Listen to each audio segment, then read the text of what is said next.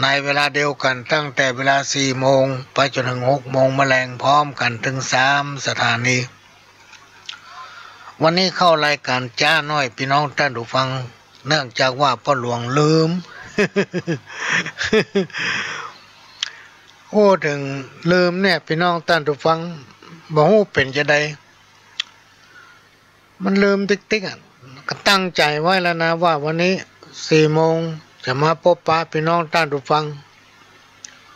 พอถึงเวลามาลืมก็ต้องขอสุมาภัยกับพี่น้องท่านผู้ฟังเป็นอย่างสูงที่มาเข้ารายการนี้จ้ะอย่างใดเขาก็อยู่ด้วยกัน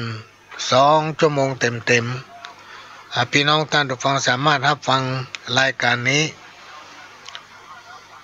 ได้พร้อมกันถึง3 สถานี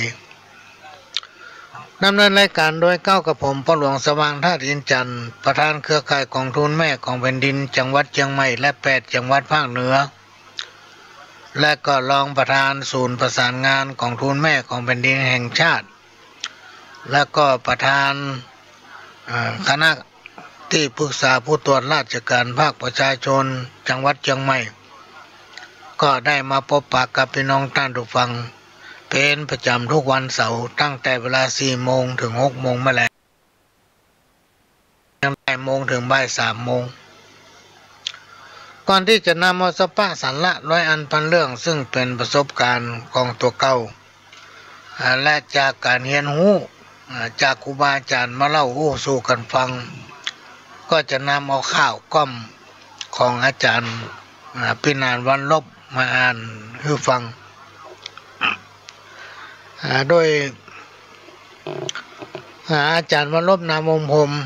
ซึ่งเป็น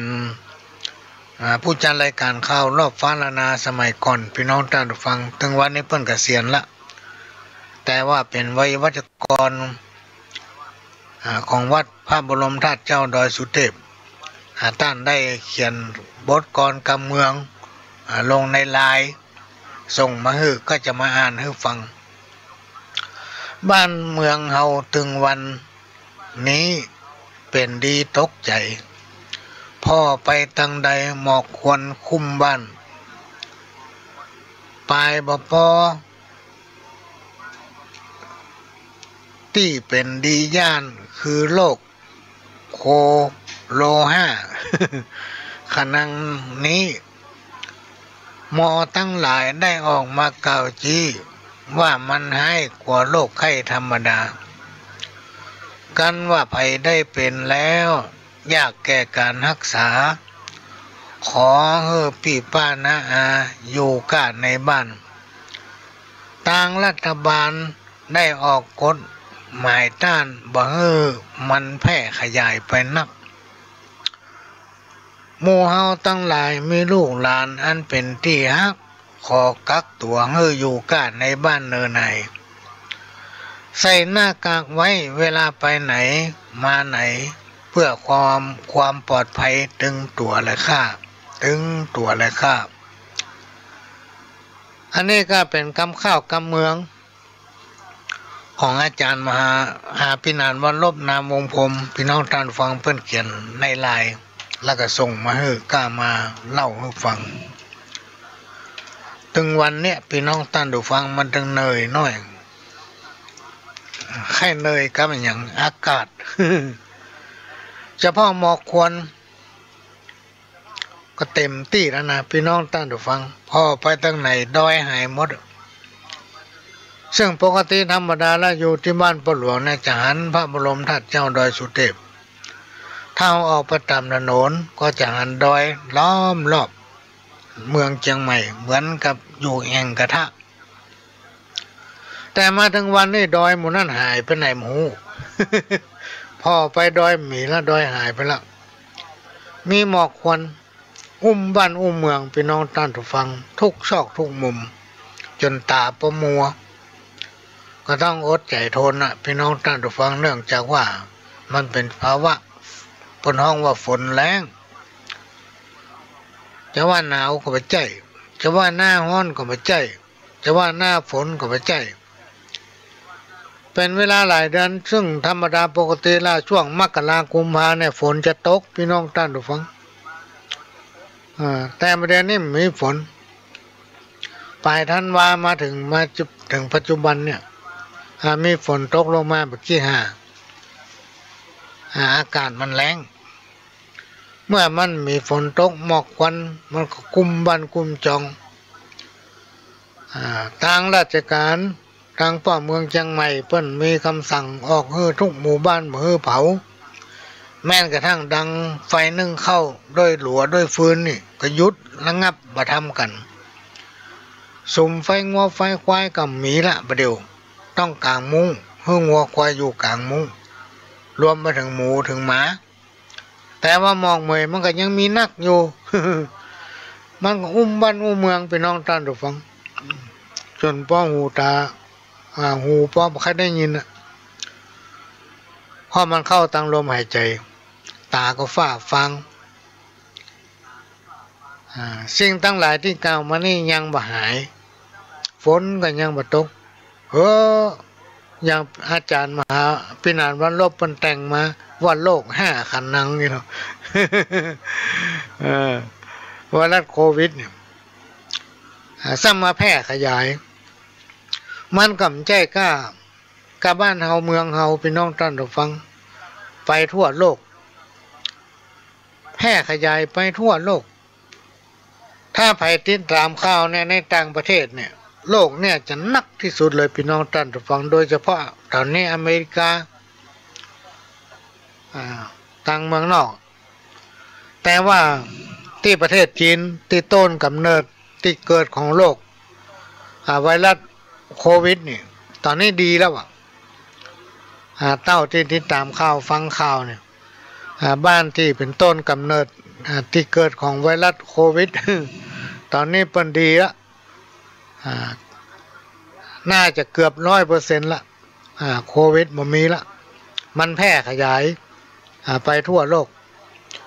เพราะฉะนั้นทางผู้บริหารประเทศโดยท่านนายกรัฐมนตรีคณะผู้บริหารประเทศทุกกระทรวงก็ได้รวมใจกันมุ่งเน้นเพื่อจะแก้ไขต่อต้านป้องกันเฝ้าระวังโรคไวรัสโควิดถ้าไผเป็นสงสัยว่าตัวเก่าเป็นก็ให้กักตัวเก่าไม่ต้องไปหาไผเหมือนกับพ่อหลวงได้ติดตามข่าวมีอยู่จังหวัดหนึ่งพี่น้องท่านผู้ฟังเพิ่นบอกว่าในช่วงเนี้ยอย่ามารักกันเลยอย่ารักกันอย่าคิดถึงกัน ถ้าคิดถึงไผฮักไผก็ให้อยู่บ้านตัวเก่าไม่ต้องออกไปหันไปนี่นะอยากกินหยังก็เนี่ยกินในบ้านตัวเก่าไม่ต้องไปนั่งตำร้านไม่ต้องไปเอาหันเอานี่กลางค่ำกลางคืนเขาจะสังเกตเห็นว่าในระยะอาทิตย์ที่ผ่านมาจนถึงวันนี้ร้านอาหารต่างๆปิดหมดพี่น้องท่านผู้ฟังแม้แต่ร้านก๋วยเตี๋ยวก็ปิดนะเพิ่นมือไผไปนั่งกินไปนั่งมั่วสุมกันเป็น4-5 คนนี่ก็ไม่ได้จะมีอย่างประชุมด่วนเนี่ยก็ต้องอู้กันทางไลน์ทางโทรศัพท์นะงดการมั่วสุมกันชื่อว่าเป็นการป้องกันโรคไวรัสโควิดเพื่อชาติ เพื่อชาติเพราะนั้นสิ่งไหนที่มันไม่จำเป็นพี่น้องท่านผู้ฟังเขาก็หลีกไปโดยเฉพาะเขาเป็นพี่น้องประชาชนเป็นชาวบ้านเนี่ยพี่น้องท่านผู้ฟังต่างผู้ที่มีหน้าที่รับผิดชอบคือเป็นผู้นำของเขาก็ดีเป็นผู้นำของคนทั้งประเทศก็ดีเพิ่นก็เป็นห่วงสุขภาพร่างกายของพี่น้องประชาชนเพราะนั้นก็เลยมีข่าวแจ้งประชาสัมพันธ์บอกว่าเสียงตามสายโดยพ่อกำนันผู้ใหญ่บ้านเพิ่นจะมีการประชาสัมพันธ์แจ้งบอกให้พี่น้องในหมู่บ้านขันตัวเก่าทุกระยะเพิ่นบ่ได้สั่งห้ามพี่น้องท่านผู้ฟังกฎหมายเนี่ยถ้าเราศึกษาพอเนี่ยเพิ่นบ่ได้สั่งห้ามว่าคุณอย่าทำนะอย่างนั้นอย่างนี้ห้ามเด็ดขาดบ่ใจเพิ่นขอร้องเพื่อสุขภาพของตัวเราเองพี่น้องท่านผู้ฟังเพื่อสุขภาพของตัวเราเอง คือไวรัสโควิดเนี่ยถ้าไผติดแล้วมันรักษายากไปหาหมอตอนนี้หมอก็เดือดร้อน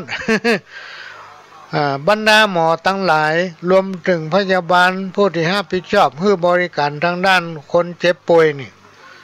หลายๆพื้นที่ถ้าไปติดตามข่าวเนี่ยจะหันพี่น้องท่านผู้ฟังว่ามันมีปัญหาเดือดร้อนหมอก็ติดไวรัสโควิดเหมือนกันนี่ฮะถ้าหมอติดไวรัสรู้สึกว่าจะติดไวรัสโควิดเปิ้นก็จะต้องหยุดพี่น้องท่านผู้ฟังบรรยากาศทำงานต้องไปกักตัว14 วันแต่ว่าคนไข้มันมีถึงวันนะพี่น้องท่านผู้ฟังเฮาบ่ต้องว่าไวรัสโควิดปกติธรรมดาเนี่ยที่โรงพยาบาลเนี่ยมันก็มีคนไข้วันหนึ่งนี่เป็นหลายร้อยในช่วงก่อนๆที่เกิดไวรัสโควิดเนี่ยปหลวงเคยไปโรงพยาบาลนครพิงค์ก็ไปหันว่าโอ้คนไข้ที่โรงพยาบาลนครพิงค์แม้แต่เพิ่นจะสร้างตึกขึ้นมาแถมมันก็ดึงนักหนาปาป้านแต่นั่งอยู่หันวันค่ำพัดกันไปก็เปลี่ยนกันมาคนหนึ่งไปคนหนึ่งมาก็เป็นดีเนยอันนี้ยังบ่แจ้ที่โควิดมาเกิดมาเข้าเนาะพอโควิดเข้ามาระบาดเนี่ยมันจะเพิ่มขึ้นขนาดไหนถ้าเราเป็นคนไข้เรามารักษาตัวเก่าหรือถ้าเราได้มีส่วนเกี่ยวข้องหรือว่าไปเมืองนอกก็ดีไปเนี่ยการทำงานก็ดีอย่างถึงวันเนี่ยที่เขาเล่ากันนะว่าต้นเหตุเนี่ยมันอยู่ในกรุงเทพโรคเนี่ยมันอยู่ในกรุงเทพละมันจะเท็จจริงแค่ไหนเวลาเขาลุกจากกรุงเทพมาตามที่เพิ่นประกาศพี่น้องท่านผู้ฟังมาถึงบ้านเขาฮักไผชอบไผนะคิดถึงไผก็ให้ตัดใจก่อนคือกักตัวไว้ก่อน14 วัน ถ้าเอาไปหาคนนั้นคนนี้พี่น้องท่านผู้ฟังเขาหมูว่าเชื้อตัวเนี้ยมันติดมาอยู่กับในตัวของเขามันก็จะทำให้ไปติดไป8 คนอื่นได้เพราะฉะนั้นเลยมีคำขวัญว่ากักตัวไว้อยู่ในบ้านไม่ต้องไปไหนรักษาสุขภาพไว้เพื่อชาติ เพื่อพี่น้องเพื่อนฝูงเพื่อญาติเพื่อครอบครัวของตัวเองเพราะฉะนั้นเราก็ต้องฟังเปิ้นพี่น้องท่านผู้ฟังเขาเป็นผู้ตามต้องติดตามข่าวเพราะว่าจะเป็นทั้งด้านหนังสือจะไปดูกับละครอย่างเดียวคือดูข่าวพ่องเพิ่นจะแจ้งว่าจังหวัดไหนอันตรายจังหวัดไหนมีกี่คนต่างเพศต่างลายเนี่ยพี่น้องท่าน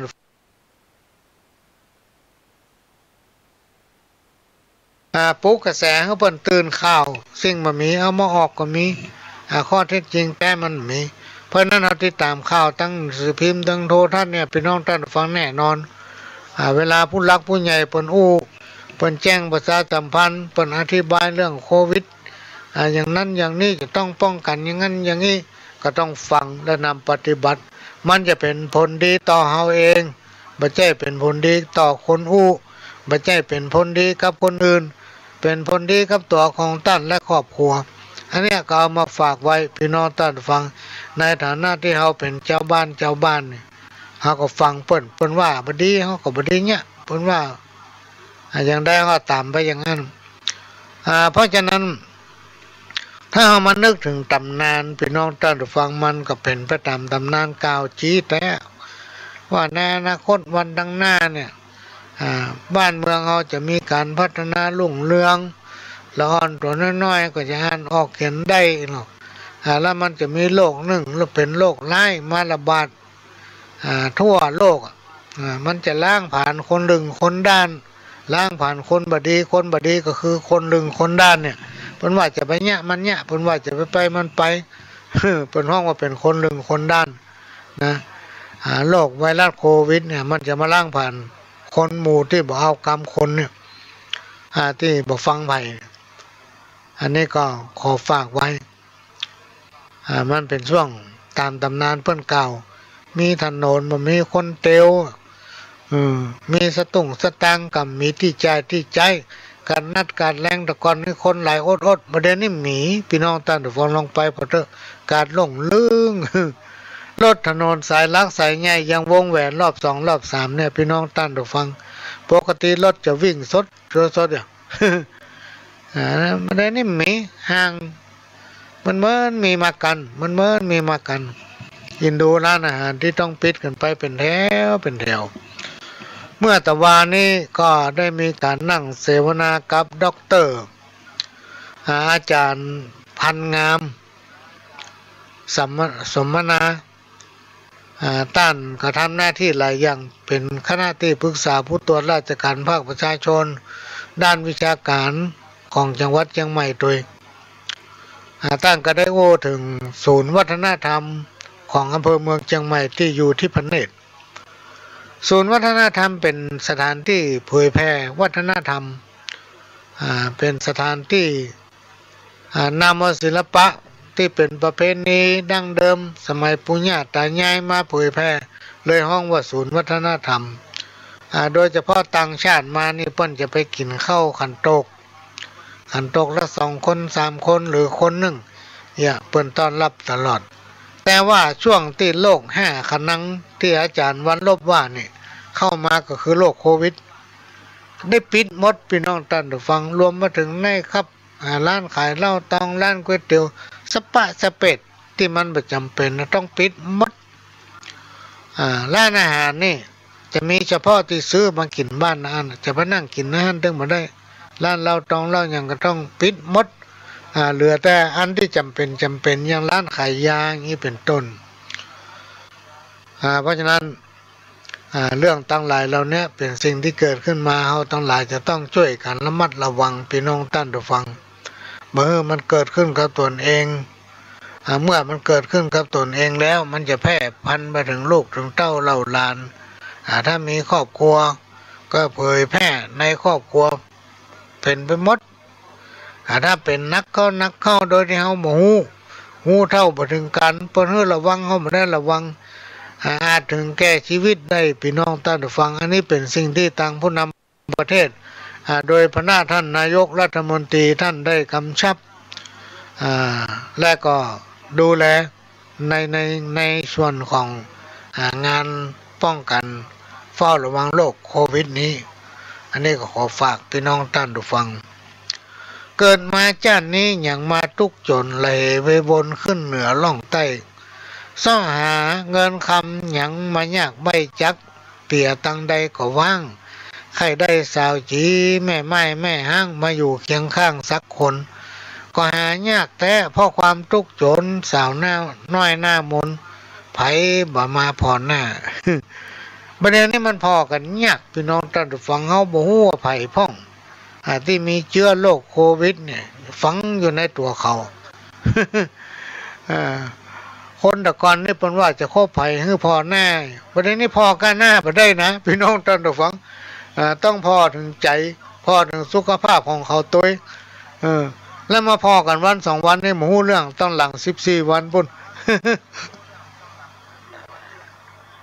ก็ขอทำความเข้าใจกับพี่น้องท่านผู้ฟังเนอะว่า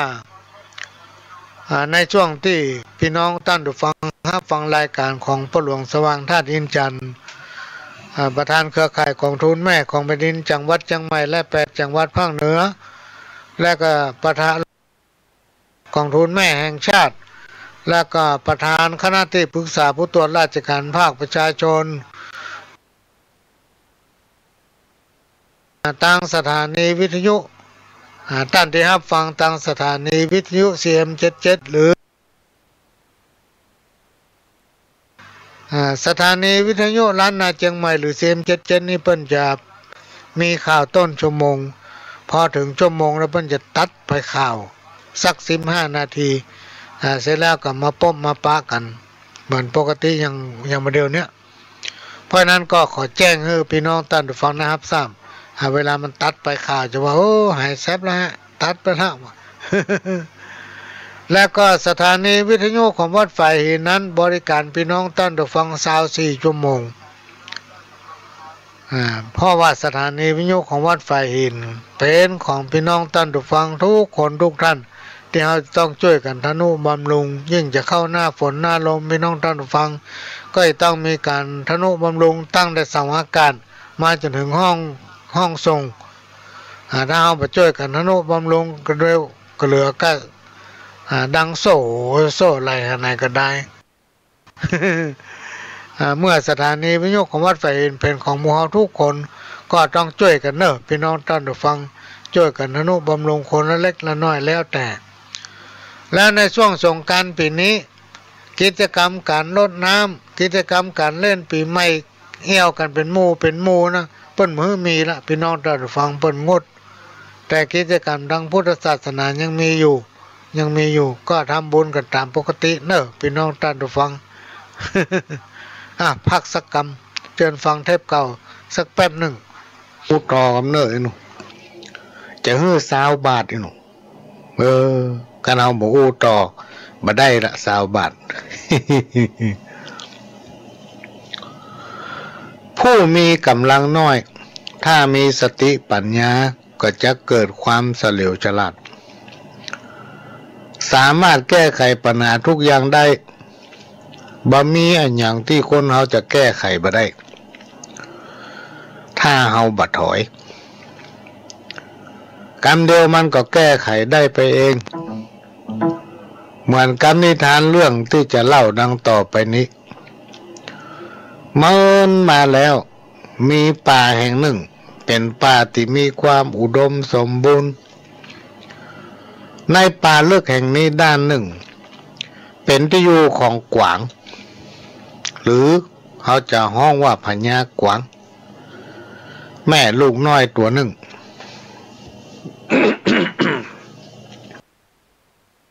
เมื่อตกลูกออกมาแม่กวางก็ต้องระแวงระวังภัยต่างๆนักขึ้นเพราะว่าในป่าแถบนั้นฝากหนึ่งเป็นที่อยู่ของเสือโคร่งตัวนี้มักจะออกล่าเหยื่อหากินแถวที่อยู่ของแม่กวางกับลูกเนี่ย3 วันมันก็ออกถ้าออกวันไปพัก3 วัน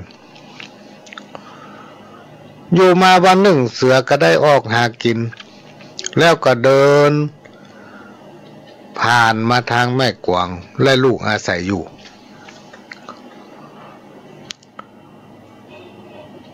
ในขณะที่กำลังคิดระวังภัยที่จะเกิดขึ้นกับลูกก็ได้กินสาบเสือเข้าหูดังได้กินเสือซึ่งเป็นธรรมดาของกวางพี่น้องท่านผู้ฟังตามตำนานนี่กวางนี่จมูกไวสายตาดีบักกองได้กินเสือกวางกันแลพ่อไปทางซ้ายแลพ่อไปทางขวาแล้วก็หันเสือโคร่งกำลังติวมามุ่งหน้ามาทางที่ตัวเก่ากับลูกอยู่พอหันเสือก็คิดว่าจะทำอย่างใดดีเพื่อจะเอาตัวรอดจากปากเสือจะเนี่ยอย่างใดดีคิดเขตัวเก่าคิดขาใจคิดโวยๆฝ่ายเสือโคร่งก็เดินใกล้เข้ามาในขณะที่เสือโคร่งเดินใกล้เข้ามาจวนจะถึงที่ตนและก็ลูกอาศัยอยู่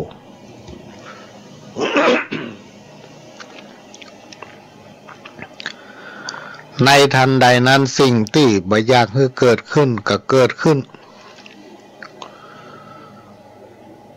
ลูกกวางห้องขึ้นเสียงดังจนก้องป่าเลยเพราะความหิวนมเมื่อเสือโคร่งได้ยินก็ฟั่งมอบตัวลงในพุ่มไม้เพื่อจะตะปบเอาลูกกวางหรือแม่กวางกินเป็นอาหารในขณะนั้นแม่กวางก็ตัดสินใจขึ้นพี่น้องท่านผู้ฟัง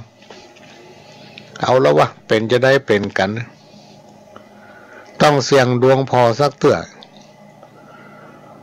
เมื่อเกิดได้ก็เอิ้นด่าลูกของตัวเองไอ้ลูกกวางตะกะมึงจะกินอะไรอย่างนั่งนาตะกี้กูก็จับเสือให้กินไปแล้วตัวหนึ่ง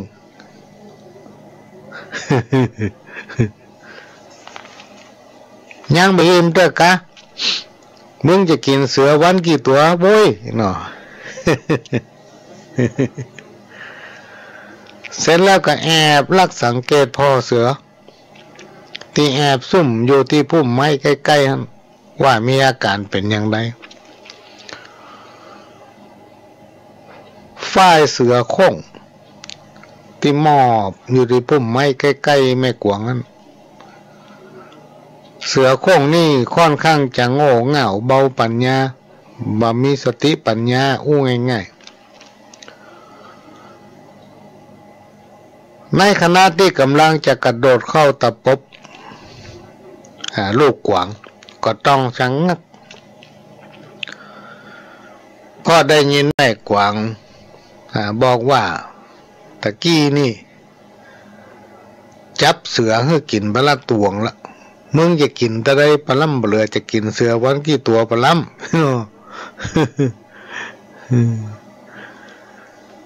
เสือมันได้ยินซึ่งมันกำลังจะกระโดดเข้าตะปบลูกกวางอยู่แล้วมันก็หยุดกวางกินเสือในใจมันคิดมันเป็นไปได้อย่างใดถ้ามันเป็นจริงคำเดียวมันก็ต้องยับเฮาให้ลูกมันกินเฮาก็ต้องตายโล ขณะที่เสือกำลังคิดแม่กวางหันอาการของเสือที่มอบยุดอยู่ก็รู้ว่าแผนของตนเองได้ผลขณะที่กำลังเกิดอยู่นั้นพอดีลูกกวางก็ห้องขึ้นแถมพี่น้องได้ดูฟัง มันมาดูแกล้ง พอมันบอกว่าเสือจะมากินมันมันก็ห้องขึ้นเสียงดังเลยแม่กวางก็แกล้งตะวัดไปถามว่าเฮ้ยบ่ต้องห้องกำเดียวแม่จะจับเสือมาให้กินทำตวงจบก็แกล้งทำท่าจะกระโดดไปตั้งที่เสือโค้งแอบซุ่มอยู่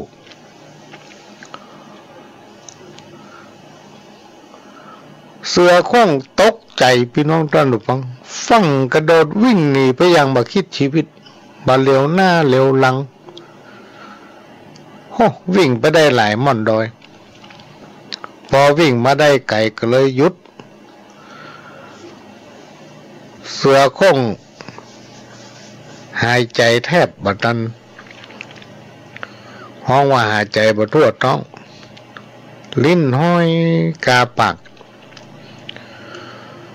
และก็มานึกในใจว่ากูจะบ้าตายแล้วเว้ยไปหอบยังอีสักเตื้อเกือบตายแล้วเฮาขณะที่เสือมายืนหอบอยู่หั่นพี่น้องท่านผู้ฟังกระต่ายหนุ่มซึ่งเป็นเพื่อนฮักกับเสือผ่านมาได้หันเพื่อนตัวเก่ายืนหอบลิ้นกาปากกระถามเพื่อนหนีตายยังมาวิ่งจนปลาลาบเลยเสือก็บอกกระต่ายว่าเพื่อนเฮ้ยเฮาเกือบเอาตัวบลอดหูก่อยเกือบโดนมันจับให้ลูกมันกิน กระต่ายก็ถามขึ้นว่าโอ้เสือโคร่งตัวโตๆใหญ่ๆอย่างเจ้าเนี่ยมีอันหยังที่จะต้องกลัวแล้วอันหยังที่กินเจ้ากระต่ายซักถามด้วยความสงสัยเสือก็ตอบว่ากวางแม่ลุงอ่อนหน้ากล้าจะกินเฮาเมื่อกระต่ายได้ยินก็ไข้หัวพี่น้องท่านผู้ฟัง พร้อมกับโอ้ว่าเจ้าเสือโง่เฮ้ยเนาะเจ้าโดนกวางแม่ลุงอ่อนหลอกแล้ว มันจะไปมีที่ไหนกวางกินเสือพี่น้องตั้งแต่เกิดมาก็ได้ยินเพิ่นว่าเสือกินกวาง มันเป็นไปบ่ได้ที่กวางจะมากายเนาะ เสือก็ยืนนิ่งอยู่สักพักหนึ่งแล้วก็อู้ขึ้นว่าก่อนหน้านะกูก็ว่าอย่างนั้นนะตั้งแต่น้อยจนถึงใหญ่บ่เคยหันกวางกินเสือสักเตื้อมีแต่เสือจะกินกวางถึงแม้ว่าเสือมันจะคิดได้พี่น้องเต้นทุกฟังแต่ก็ยังมีความกลัวอยู่ในใจก็เลยอู้กับกระต่ายกระต่ายฟังว่ากวางมันว่ามันจับเสือเพื่อลูกมันกินไปแล้ว1 ตัวแล้วกำเดียวจะจับเพื่อกินทำตวงแล้วมันก็เอิ้นด่าลูกมันมึงจะกินเสือวันกี่ตัวไอ้หนู กระต่ายหันว่าเปื้อนเสือขวนยังแตกกระเจิงอยู่ตั้งสติบ่ได้ก็เลยบอกว่าเอาอย่างอี้ก็แล้วกันเฮาไปพิสูจน์พอว่ามันเท็จจริงอย่างใดเปื้อนบ่ต้องกลัวหยังเฮาจะไปเป็นเปื้อนฝ่ายเสือก็ถามว่าสู้จะไปเป็นเปื้อนฆ่าแท้กะนี่เนาะถ้าฆ่าก็ตึมไปละไปเด็ดขาดเพราะว่ากวางแม่ลุงอ่อนมันจะจับกินเมื่อถึงเวลาคับขันแม้นว่าเจ้าจะไปส่งข้าเนี่ยเจ้าก็ต้องวิ่งหนีก่อนเสืออู้ด้วยความหวาดกลัวกระต่ายก็บอกว่ามันเป็นหยังถ้าเปื้อนยังบอกไว้วางใจเฮากลัวเฮาวิ่งหนีก่อนเปื้อนเอาอย่างอี้บ่เอาหางของเฮามาผูกมัดติดกันเพื่อนายจะได้สบายใจกระต่ายเสนอข้อคิดขั้นตกลงกันดีแล้วเสือก็มุ่งหน้าไปยังที่อยู่ของกวางแม่ลุงอ่อนทำครั้งโดยมีเจ้ากระต่ายยืนอยู่บนหลังและก็ผูกหางติดกันไว้ป้องกันมือไผหนีก้อนไผตายก็ต้องตายด้วยกัน กระต่ายยืนอยู่บนหลังเสือพี่น้องท่านฟังปากก็ตะโกนว่าเดินไปเลยเพื่อนเดินไปเลยบ่ต้องกลัวกระต่ายคอยปลอบใจเสืออยู่ตลอดเวลาเดินมาเดินไปใกล้จะถึงที่อยู่ของกวางแม่ลูกอ่อนซึ่งแม่กวางกำได้พาลูกหนีไปไหนคิดว่าปลอดภัยดีแล้วในขณะที่เล็มกินหญ้าอยู่แถวที่อยู่ของตนเพลินอยู่หั่นก็ได้ยินเสียงเจ้ากระต่ายอู้กับเสือยุเสือคือเดินไปบ่ต้องกลัวมันเดินไปบ่ต้องกลัวมันนางกวงก็จำได้พี่น้องท่านผู้ฟังว่ามันคือเสือตัวเดิมเสือโคร่งนั่นน่ะกวางก็เลยมาคิดแผนเพื่อจะเอาชีวิตรอดในที่สุดก็มาคิดได้ว่าเอาแผนเดิมถ้าจะดีนางกวางคิดอยู่ในใจในขณะนั้นลูกกวางซึ่งพอหาแม่มาหันก็ห้องขึ้นแถมพี่น้องด้านฟังเสียงดังลั่นป่าเลย แม่กวางก็ทำทีตะวาดเสียงดังลั่นป่าเหมือนกันนะไอ้ลูกตักกะนี่เนาะ กูบอกมึงแล้วว่าบ่ต้องห้องคำเดียวกูจะจับเสือโคร่งให้มึงกินทำตวง แล้วจะแถมกระต่ายให้ทำตัวหนึ่งนี่เนาะ ก กินให้อิ่มเนอไอ้ลูกตะกะตะโกนบอกลูกจบกวางกะหันหน้ามาตั้งที่เสือเตียวมาทำท่าจะวิ่งเข้าไปหาเสือ ฝ่ายเสือพี่น้องท่านผู้ฟังซึ่งมีความกลัวเป็นทุนเดิมอยู่แล้วก็ตกใจบ่ยอมฟังเสียงของกระต่ายที่อยู่บนหลัง ของมันวิ่งไปจนสุดกำลังกระต่ายตกจากหลังเสือถูกลากไปกับพื้นดินโดนใบหินพ่องโดนไม้พ่องโดนเข็ดไม้พ่องจนนั่นจนนี่ลากไปกระเด็นกระดอน เพราะห่างมันมาติดห่างเสือไม่ได้สนใจเพราะว่าเสือกลัวจะถูกขวางแม่ลูกอ่อนจับกินเป็นอาหารก็วิ่งไปจนสุดกำลังวิ่งไปเรื่อยๆเอาตั้งหน้าเป็นไปเพื่อจะเอาชีวิตรอด วิ่งไปได้หลายม่อนดอยพี่น้องท่านผู้ฟัง ก็หยุดพักคิดว่าปลอดภัยแล้วปากก็บ่นว่าแม่เหนื่อยแทบขาดใจ แล้วก็จมมือกระต่ายว่ากูบ่น่าเชื่อกระต่ายเลยพอถึงที่จะตายมันก็วิ่งหายไปไหนมโหเนาะ แต่ตอนตัววิ่งกระต่ายมันตกพอกระต่ายตกเสือก็ล่นบ่ยอมหยุดมันก็ลากกระต่ายไปตัว ลากไปตามพื้นดินโดนไม้พ่องมีนพ่อง จนห่างกระต่ายก็โดนไม้ฟาดพี่น้องท่านผู้ฟังหรือว่าตัวกระต่ายเนี่ยเวนไปฟาดไม้ ห่างปุ๊ด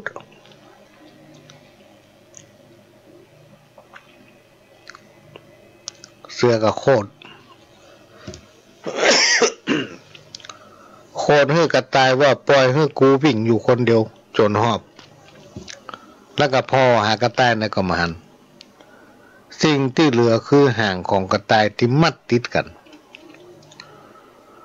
ส่วนเจ้ากระต่ายที่โดนไม้ดีดจนห่างขาดติดไปกับเสือเหลือแต่โคนหาง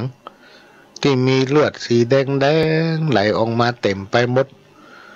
กระต่ายก็บ่นว่าต่อไปนี้กูบ่คบกับเสือทำแล้วเพราะว่าเสือมันโง่เสือมันเง่าเสืออันยังมากลัวกวางเนาะ นับตั้งแต่วันนั้นมาจนถึงวันนี้พี่น้องท่านผู้ฟังกระต่ายก็ตึ้งมีหางลูกลองสังเกตพอเถอะกระต่ายมีหางมันจะมีน้อยเดียวนะกิมดิม หรือว่ากระต่ายหางมันจะสั้นเหลือน้อยเดียว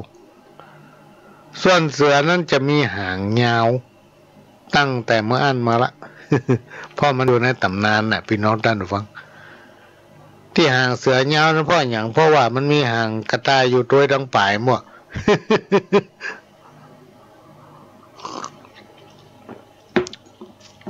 นิทานชาดกเรื่องนี้สอนให้คนเอาหู้ว่าผู้มีกำลังน้อย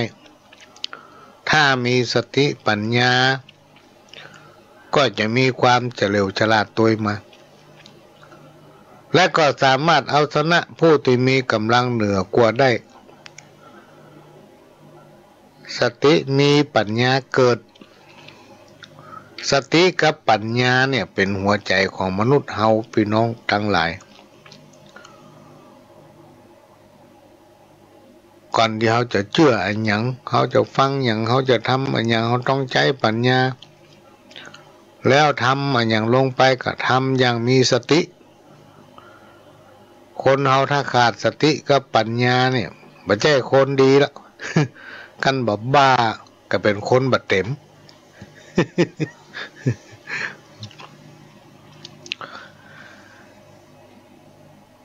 ก่อนที่จะ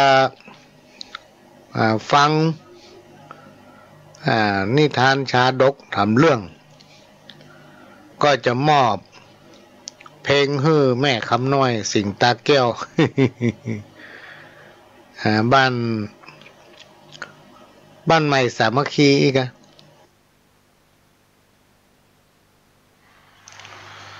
ขณะนี้พี่น้องท่านผู้ฟังก็กำลังรับฟังรายการสาระสปะจากสถานีวิทยุพระพุทธศาสนาแห่งชาติและสังคมขึ้นเพื่อการศึกษาพระพุทธศาสนาและวัฒนธรรม FM 104.50 เมกะเฮิรตซ์จากวัดไฟหินและก็สถานีวิทยุ CM77 หรือล้านนาเชียงใหม่ซึ่งได้รับการอนุเคราะห์เมตตาจากท่านผู้อำนวยการสถานีได้นำเอาเสียงนี้มาออกอากาศให้พี่น้องท่านผู้ฟังได้รับฟังแถมสถานีหนึ่งพร้อมกันนี้ก็ได้รับการอนุเคราะห์เมตตาจากท่านผู้อำนวยการสถานีวิทยุขึ้นพัฒนาคุณภาพชีวิตของวัดหลวงป่าแดงก็นำเอาเสียงรายการนี้มาเผยแพร่สู่พี่น้องท่านผู้ฟังแถมสถานีหนึ่งก็ต้องขอกราบขอบพระคุณท่านผู้อำนวยการสถานีถึง2 สถานีเป็นอย่างสูงพี่น้องท่านผู้ฟังสามารถรับฟังรายการสาระสปะจากประสบการณ์โดยพ่อหลวงสว่างธาตุอินจันทร์ประธานเครือข่ายกองทุนแม่ของแผ่นดินจังหวัดเชียงใหม่และ8 จังหวัดภาคเหนือรองประธานศูนย์ประสานงานกองทุนแม่ของแผ่นดินแห่งชาติและก็ประธานคณะที่ปรึกษาผู้ตรวจราชการด้านต่างๆภาคประชาชนจังหวัดเชียงใหม่ท่านสามารถรับฟังได้พร้อมกันถึง3 สถานีตั้งแต่เวลา 4 โมงถึง 6 โมงมะแลงและก็สถานีวิทยุ CM77 หรือล้านนาเชียงใหม่กำเดียวเพิ่นจะมีข่าวต้นชั่วโมงหลังจากนั้นก็มาพบปะกับรายการของพระหลวงสว่างแถมช่วงหนึ่งเป็นช่วงที่2พี่น้องท่านผู้ฟังสถานีวิทยุวัดไฟหินนั้นเป็นของพี่น้องท่านผู้ฟังทุกคนทุกท่านที่เราจะต้องช่วยกันทนุบำรุงพี่น้องท่านผู้ฟังถ้าเราบ่ช่วยกันทนุบำรุงกำเดียวมันก็จะลุ เป็นธรรมดาเหมือนคนเราเนี่ยหนุ่มน้อยมันกำเจ็บเป็นหยังมีพละกำลังคล่องแคล่วไปไหนก็ดีเรียนหนังสือก็เก่งอายุนักขึ้นหรือว่าอายุเสี่ยงไปพี่น้องท่านผู้ฟังความขี้หลงขี้ลืมสมองมึนงงก็โตยมา ยิ่งภาวะปัจจุบันเนี่ยทำให้ผู้สูงอายุทั้งหลายนี่เครียด เครี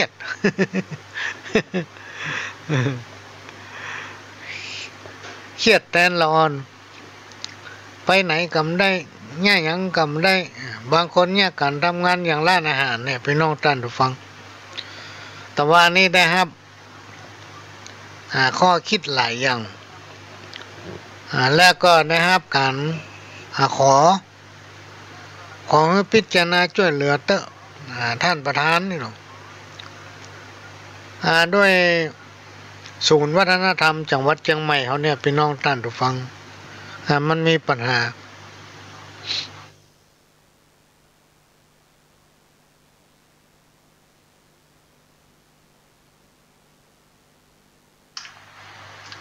ก็คือ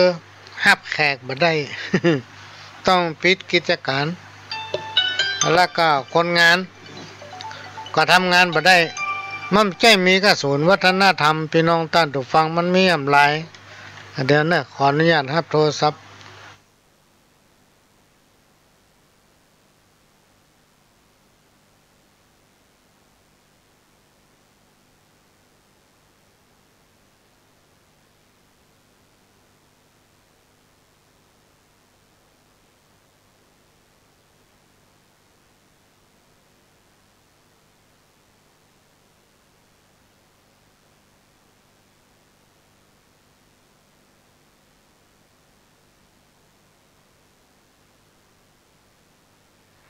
ต้องขออภัยพี่น้องท่านผู้ฟัง มันมีภารกิจสำคัญต้องยั้งฮับ มาฮับก็มันได้ วันนี้ก็ลืมแต่กี้อู้ไปถึงไหนลำหูนะรวมไปถึงหลายๆที่พี่น้องท่านฟังได้โอ้ถึงปัญหาเกิดเนี่ยปัญหามันเกิดขึ้นเพียงประมาณช่วงหนึ่งพี่น้องท่านฟังทางนั้นก็เพื่อสุขภาพของหมู่เฮาเองถ้าเฮาฟังคำเปิ้นบอกว่านั่นบัดดีอันนี้บัดดีเฮาก็บ่เนี้ยเปิ้นว่าบ่ควรทำอันนั้นบ่ควรทำอันนี้ของงดของย่างของเว้นเฮาก็ย่างก็เว้นเนี่ยของงดก็งดเนี่ยก็เพื่อสุขภาพของเฮาเองจนกว่าว่าโรคเนี่ยไวรัสโควิดเนี่ยมันหายไปมันก็จะพลิกเข้าสู่สภาพปกติก็อย่างที่เข้ารายการมีคนมาอู้หูฟังว่าจังหวัดเชียงใหม่เฮานั้นภาคเหนือเฮานั้นโดนหลายอย่างอันแรกก็คือหมอกควันที่มันปกคลุมบ้านคุมจองเนี่ยจนทำให้ระบบการหายใจของคนเฮานี่มีปัญหาตาก็ฝ้าก็ฟังพี่น้องท่านผู้ฟังพ่อหมอกควันเนี่ยนอกจากนั้นก็ยังมาโดนไวรัสโควิดนี่ทำ ไวรัสโควิดแล้วก็ยังบ่พอยังมาโดนเรื่องเศรษฐกิจเนาะเศรษฐกิจยิ่งได้ยิ่งฝืดอยู่แล้วพี่น้องท่านผู้ฟังก็ซ้ำมาโดนโรคโควิดต้องหยุดอันนั้นต้องยั้งอันนี้พี่น้องท่านผู้ฟังก็เลยมีปัญหา อันนี้ก็ต้องอดทนพี่น้องท่านผู้ฟังมันเป็นช่วงระยะหนึ่งด้านมันไม่ใช่เป็นก้าเฮาเป็นไปทั่วโลกเนาะทั่วโลกจังหวัดเฮานี่ยังมาทีหลังเปิ้นถ้าเฮาบ่ฟังเหมือนกับได้ฟังข่าวจากเพื่อนฝูงที่อยู่อิตาลีเนี่ยพี่น้องที่อยู่ในต่างประเทศในอิตาลีเนี่ยเปิ้นบ่ฟังไผเปิ้นบ่เชื่อไผบ่ต้องไปห้ามบ่ต้องออกกฎหมายอันยังบ่ต้องไปแนะนำบ่ต้องไปประชาสัมพันธ์รณรงค์อย่างสักอย่างพี่น้องท่านฟังเขาบ่ฟังไผผลจากการบ่ฟังไผเนี่ยพี่น้องท่านฟังเลยทำให้ไวรัสโควิดเนี่ยเข้าไประบาดและตายกันนักที่สุดคือเขาบ่ฟังไผ อันนี้ก็เป็นเรื่องที่นำมาเล่าจากประสบการณ์ที่ได้หู้มาก็มาฝากพี่น้องบ้านเฮาเพราะฉะนั้นเราช่วยกันระมัดระวังรักษาสุขภาพตัวเองกันเดียวสิ่งเหล่านี้ก็จะผ่านพ้นไปภาวะเศรษฐกิจก็ยังที่เฮาฮู้เขาก็ต้องจ้างอยู่จ้างกินพี่น้องท่านผู้ฟังเหมือนสมัยก่อนเพิ่นยังอยู่กันได้จนมามีเฮาจนเฮาใหญ่กล้าข้าบ้านขึ้นมามีหน้ามีตาในสังคมพ่องก็เป็นผู้รักผู้ใหญ่ในบ้านในเมืองพี่น้องท่านผู้ฟังเพราะความทุกข์ความยากของพ่อของแม่เนี่ยอันนี้มันย้อนยุคไปเหมือนสมัย20-30 ปีก่อนๆที่ผ่านมาเพราะฉะนั้นอันนี้เป็นสิ่งที่เป็นอุทาหรณ์สอนลูกสอนเต้าว่าสมัยพ่อแม่เนี่ยก็เป็นอย่างนี้มาเตื้อนึงละเนี่ย อโลคยาปรมาลาภาหรือว่านิจจังทุกขังอนัตตาเนี่ยความบ่เที่ยงแท้แน่นอนมันย่อมเกิดขึ้นคนมนุษย์ทั้งหลายซึ่งมันมีภัยสักคนพี่น้องท่านผู้ฟังที่จะผ่านพ้นวิกฤตอย่างต่างๆไปได้จะต้องพบเจอเหมือนกันคู่คนมันจะแตกต่างกันก็คือนักกับว่าน้อยนักหรือว่าเบาด้านโลกสงสารทุกผ่านแต่เล่าทุกเกิดแล้วแก่เท่าทุกเจ็บทุกตายเมื่อเกิดมาแล้วเป็นตัวเป็นกายหาที่สบายน้อยหนึ่งบ่ได้วืดก็เจ็บหัวกำเดียวก็เป็นไข้แล้วก็บรรลัยม้อยม้างถึงเป็นเศรษฐีมั่งมีมาจ้างบ่ได้อยู่สร้างคงทนเมื่อหมดวาระก็จะหายโหนลาจากเมืองคนไปสู่โลกหน้า สปะสิ่งของเงินทองเสื้อผ้าเคยเสาะหามาไว้ใจสูญหักสูญขางจำต้องวางละไว้เอาไปบ่ได้เนินไหนญาติพี่น้องมากพวงหลวงหลายปู่ย่าตายายลุงอาหน้าป้าเคยอยู่ร่วมใจขาเฟื้อฟักปิตามารดาบุตรลูกฮักก็จักส่งเฮือเฮาไปฮอดถึงปัจจาน้ำตาลิ้นไหลแต่ก็เอาไฟมาเผาเหี่ยจ้อยเอาไฟมาเผาเหี่ยจ้อยเนี่ยคนเราจะต้องหนีบ่พ้นพี่น้องท่านฟังทุกคนจะหนีบ่พ้นกับสิ่งทั้งหลายเหล่านี้บอกว่าคนมีคนจนคนรวยคนทุกข์แม้แต่ท่านผู้ทรงศีลเนี่ยก็ยังอยู่มาได้เลยในตำนานเพิ่นกล่าวว่าคนที่มีจิตใจเอื้อทอนคนที่ใจบุญต้องอันที่จะอยู่ได้นะคนหนึ่งคนด้านคนลึกคนบอกฟังไผ่นะมันจะอยู่ยากอันนี้ก็เป็นสิ่งที่นำมาฝากให้พี่น้องท่านผู้ฟังได้นำบอกให้ลูกให้หลาน เขาถึงที่ได้ปะคนหูพี่น้องท่านผู้ฟังที่ผ่านมาเมื่อ2 วันเนี่ยด็อกเตอร์ซ้ำแต่เปิ้นบ่ได้เรียนรู้เกี่ยวกับวัฒนธรรมประเพณีเฮาว่าอันนั้นก็ควรย่างอันนั้นก็บ่ควรมีอันนั้นก็ควรจะงดอย่างนั้นอย่างนี้ก็เลยงูฟังว่าสิ่งใดที่มันเป็นประเพณีก็ควรให้เปิ้นทำไปตามประเพณีของเปิ้นแต่ว่ามันก็เลิกเนาะอย่างงานสมโพธิอย่างต่างๆเนี่ยถ้ามีหมอระศพก็บ่ควรมี1มันสิ้นเปลือง2มันอันตรายถ้าคนไปอยู่กับท่านหลายๆอาจเกิดอันตรายได้อย่างทั้งหลายเราเนี่ยพี่น้องท่านผู้ฟังถ้าเราจ้างป้องกันตัวเก่าอย่างถึงวันเนี่ยมีการรณรงค์ให้ใส่ผ้าปิดจมูกนี่เนาะผ้าปิดจมูกเขาก็ปิดเหี่ยไปที่ไหนเปิ้นมักจะมีน้ำยาล้างมือนะอย่างหมูผสมกับถึงแอลกอฮอล์ถ้าเอาล้างแล้วมันเย็นมือก็รอจนมันแห้งถึงไปยุบนั่นกำนี้ได้เป็นการฆ่าเชื้อโรคทำอย่างทุกครั้งก็ต้องล้างมือมีทุกที่เขาก็ทำตามเปิ้นพี่น้องท่านผู้ฟังอันใดที่เป็นวัฒนธรรมประเพณีที่เราควรทำก็ควรทำไปแต่เขาบ่ทำให้มันก็เลิกทำให้ลูกเต้าเราหลานได้รู้จักว่าเนี่ยเป็นประเพณีที่ปฏิบัติสืบตามกันมาเนาะ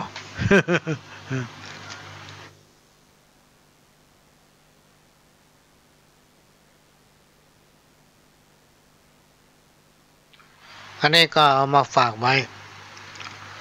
แล้วก็เปิ้นถามว่าเวลามีกลิ่นมีตาลทุกครั้งเนี่ยมันต้องใช้เวลานักเพราะว่าเมาอันอย่างนะก้าวอันอย่างโอกาสเว้นตาลอันอย่างเนี้ยต้องทำอย่างนั้นด้วยกันเราลัดเหี่ยบได้กันคือมันมีเวลาน้อย อย่างเพราะว่าที่เศรษฐกิจอย่างเงี้ยคนต้องทำมาหากินแล้วก็โลกอย่างเงี้ยคนต้องปิ้งบ้านปิ้งจองต้องทำเวลาให้มันยืดเยื้อก็มันเป็นขั้นตอนของพิธีกรรมพิธีการในทางพระพุทธศาสนาซึ่งเปิ้นปฏิบัติสืบกันมาตั้งแต่เฮาบ่เกิดแล้วพี่น้องท่านผู้ฟังวันนี้ก็เลยจะนำเอากรรมเวรตาลคืออันอย่างเนี่ยมาอู้ฟังช่วงที่จะมอบหรือว่าก่อนที่จะมีการถวายของทานรวมไปถึงเสนาสนะ100 อันปันอย่างแด่พระสงฆ์องค์เนนตามประเพณีพื้นบ้านล้านนาเจ้าพุทธเฮาโดยเฉพาะทางเหนือเฮาเนี่ยพี่น้องท่านผู้ฟังทุกวันมัคคนายกคือพ่ออาจารย์เป็นผู้นำตาลก็คือเป็นผู้คนเอิ้นเป่าเป็นคนบอกกล่าวเทวบุตรเทวดาเจิญ ดวงวิญญาณของบรรพบุรุษปู่ย่าตายายพี่น้องวงศาคณาญาติที่ล่วงลับตายไปเมินแล้วรวมถึงสรรพสิ่งสรรพสัตว์สี่ตีนสองตีนอันเป็นเจ้ากรรมเจ้าเวรได้รับรู้นะรวมไปถึงวีรบุรุษผู้กอบกู้ประเทศไทยหรือดินแดนสยามที่เฮาฮู้ที่เฮาได้อยู่กันถึงวันเนี่ยเพราะวีรบุรุษเพิ่นกอบกู้ไว้ให้คำว่าโอกาสก็คือช่วงเวลานั้นหรือว่าช่วงเวลานี้คำว่าเวรก็คือการมอบการฮื้อการประเคนก็คือการถวายคำว่าทานก็คือการฮื้อการให้การบริจาคการอุทิศมัคคานายกหรือที่คนตั้งหลายห้องว่าพ่ออาจารย์ปู่จารย์นี่เนาะ โอ้ง่ายๆพ่ออาจารย์วัดก็คือเป็นผู้ที่มีความรู้เป็นผู้ที่มีภูมิปัญญาพื้นบ้านเป็นผู้ที่รู้จักขนบธรรมเนียมหลักการปฏิบัติงานทำบุญทุกอย่างของคนล้านนาจะต้องมีผู้จารพี่น้องท่านฟังทางล้านนาเนี่ยจะต้องมีผู้จารหรือคนนำทานก็คือคนกล่าวกรรมก่อนที่เขาจะทานกล่าวกรรมถวายก่อนที่จะมีการกล่าวเว้นทานก็จะมีการทำบุญเนี่ยก็จะมีการกล่าวเว้นทานเชิญเทวบุตรเทวดานะมาครับหูนำเอาของกินของท่านทั้งหลายเหล่านั้นไปถึงญาติกาบอกว่าจะเป็นอุบาสกอุบาสิกาบอกว่าจะเป็นปู่ย่าตายายบรรพบุรุษวีรบุรุษแต่ถ้าเขาทั้งหลายเหล่านั้นไปเกิดแล้วก็ดีบ่สามารถมาหาเอาของกินของท่านทั้งหลายเหล่านั้นได้เทวบุตรเทวดาเนี่ยเท่านี้เจ้าที่จะรักษาของท่านนั้นไว้ที่ห้องว่าสั่งสมบูรณ์พี่น้องท่านผู้ฟังบางคนเกิดมาพบสมบัติพัฒฐานมีแก้วแหวนเงินคำนักหนาป้าปั้นกินอย่างได้ก็หมดใจอย่างได้ก็หมดเพราะบุญที่ท่านสั่งสมไว้ตั้งแต่อดีตชาติแล้วเรายังทำบุญในชาตินี้แถมก็เป็นการเสื่อมบุญสิ่งของทั้งหลายเหล่านั้นมันก็ไหลหากันก็เป็นบุญวาสนาที่ทำเรากินแต่ได้ก็หมดอยู่สุขกายสุขใจแต่เราเกิดมาเป็นคนเรายังบ่ทำบุญบ่สั่งสมคุณงามความดีพี่น้องท่านผู้ฟังเนี่ยมันก็ช่วยกันยากเนื่องจากว่าบุญเก่ามันมาเอาบ่ได้ บุญตั้งแต่อดีตชาติที่เพิ่นรักษาไว้เฮือมันมาบ่ได้เพราะหยังพ่อเกิดมาเป็นคนชาตินี้เอาบ่ได้ทำบุญพี่น้องท่านผู้ฟังบ่ได้เชื่อมบุญ มันจะมาปะกันได้อย่างไรในยามใดที่ชะตาเขาดีอันยังมันก็ลุ่งยามใดที่ชะตาเขาวอดลงพี่น้องท่านผู้ฟังทุกอย่างมันจะเข้ามาหามันกับเขื่อนปุด น้ำจะบึ้งเข้าบ้านเข้าจองพี่น้องท่านผู้ฟังอย่างนั้นเพราะฉะนั้นเพิ่นเลยบอกว่ายังจะเกิดขึ้นในโลกมนุษย์ซึ่งเฮาเป็นมนุษย์ซึ่งห้องว่าเป็นสัตว์ประเสริฐเฮาเป็นคนบุญที่ได้พบปะพระพุทธศาสนาหรือพระแก้วเจ้าทั้งสามประการโดยเฉพาะดินแดนประเทศเขตของแผ่นดินไทยเราเนี่ยมีพระสยามเทวาธิราชปกป้องคุ้มครองรักษาตั้งแผ่นดินก็มีแม่ท่อนี้เจ้าที่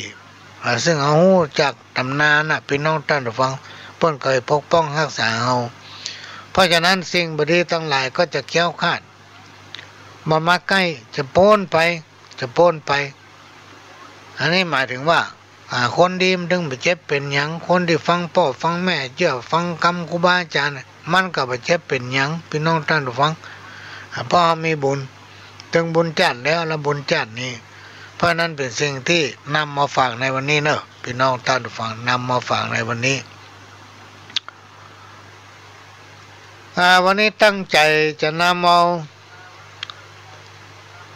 คนแก่สาวประเภทมาเล่าให้ฟังตามคำขอ ข้าวก่อนเปิ้นบ่ทันได้ฟังสักคำวันนี้จะฟังมาฟังหมด แล้วบ่ได้โทรมาถามเนอะเวลาเปิ้นออกรายการมาฟัง จบรายการแล้วมาถามอู้อย่างพ่อบ่ทันได้ฟังสักคำขอเปิดเทปมาฟังกันเตอร์ก็เป็นรายการที่เราบ่ได้อัดไว้เนอะพี่น้องท่านผู้ฟังทางสถานีเปิ้นก็จะอัดไว้หรือว่ามาอัดบ่ฮู้ แต่ว่ารายการพ่อหลวงนี้ทุกรายการสามารถย้อนไปฟังตอนหลังได้แต่ต้องหลังจากวันนี้ไปสักวัน2 วันเนี่ยมันก็จะโผล่ออกมารายการของพ่อหลวงสว่างวันที่นั้นเดือนนี้มีในหั่นรวมไปถึงคณะหน่วยงานที่มีส่วนร่วมป้องกันเฝ้าระวังปัญหาเพศภัยจากยาเสพติดวันหนึ่งโทรมาหาขอพ่อหลวงเรื่องยาเสพติดกำเตอ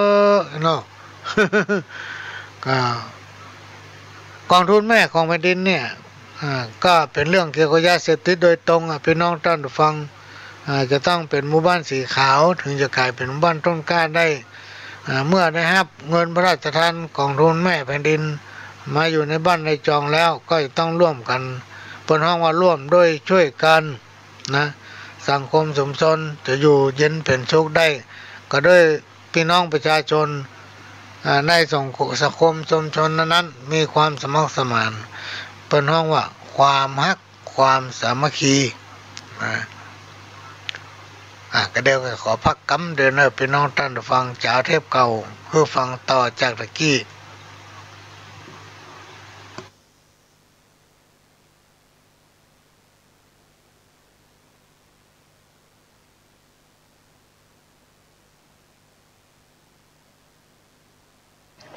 จังหวัดน่าน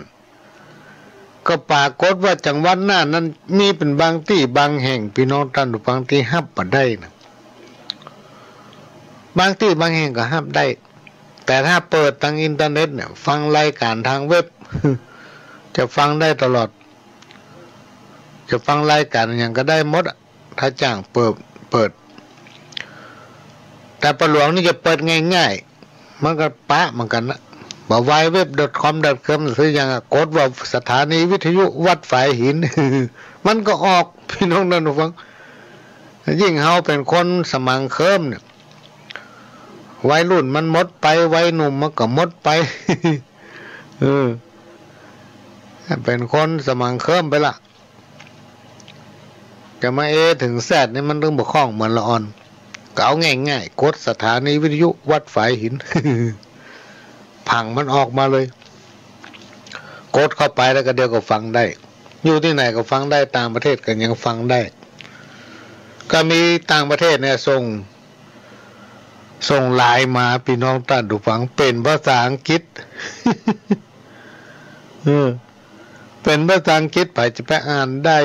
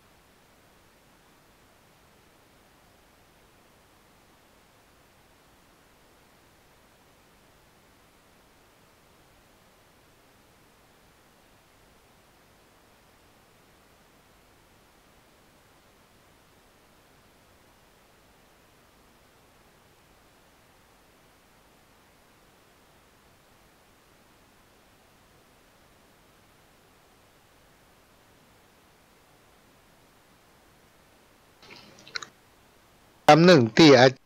จารย์ทิศาประโมกได้สั่งสอนให้เจ้าชายว่าคนที่หยาบคายเมื่อได้เป็นใหญ่เป็นโตแล้วมักจะอยู่ได้มาเหมือน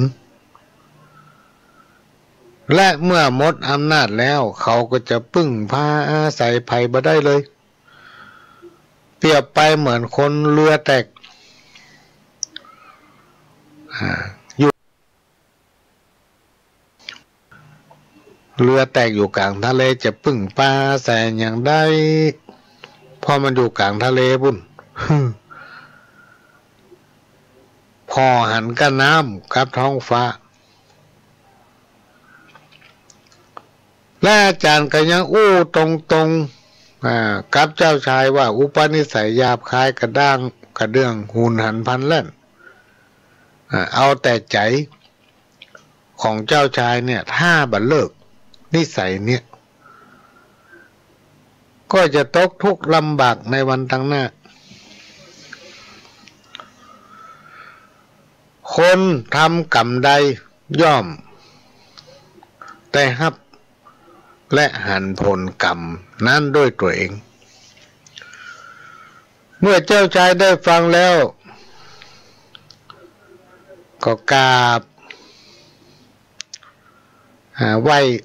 อาจารย์ทิศาประโมกพร้อมกับรับจะนำไปปฏิบัติเสร็จแล้วก็กราบลาออกเดินทางกลับบ้านกลับเมืองของตนเองพระราชาและเจ้าบ้านเจ้าเมืองก็พากันจัดพิธีต้อนรับเจ้าชายอย่างมโหฬารพอเป็นเหียนจบมาแล้วลูก และในเวลาต่อมาพระบิดาหรือว่าพญาเจ้าเมืองพ่อของเจ้าชายพรหมทัตสวรรคตพร้อมกันถึงมเหสีเสนาอามาตย์ข้าราชบริพารเจ้าบ้านเจ้าเมืองกับปากันเชิญเจ้าชายพรหมทัตขึ้นครองราชสมบัติสืบต่อโดยพื้นฐานอุปนิสัยของเจ้าชายนี่เป็นคนหยาบคายเจ้าชายทรงคัดเลือกและแต่งตั้งพราหมณ์ผู้หนึ่ง